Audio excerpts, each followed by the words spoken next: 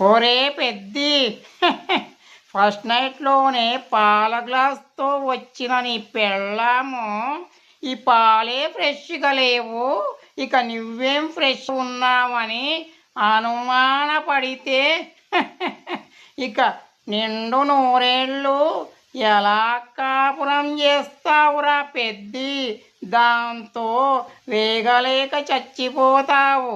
అందుకే నేను చెప్పినట్లు నువ్వు ఫస్ట్ నైటే విడాకులు ఇచ్చేస్తే మంచిది. అర్థమయ్యిందా? నాకు తెలిసిన ఓ కన్నెపిల్ల ఉంది. పతియే ప్రత్యక్ష దైవమని నిన్ను పూజించుకుంటూ ఉంటుంది. నువ్వు ఎంతమందితో కనెక్షన్లు పెట్టుకున్నా ఆబ్జెక్షన్ చెప్పదు మరి. అందుకనే నేను చెప్పిన సంబంధం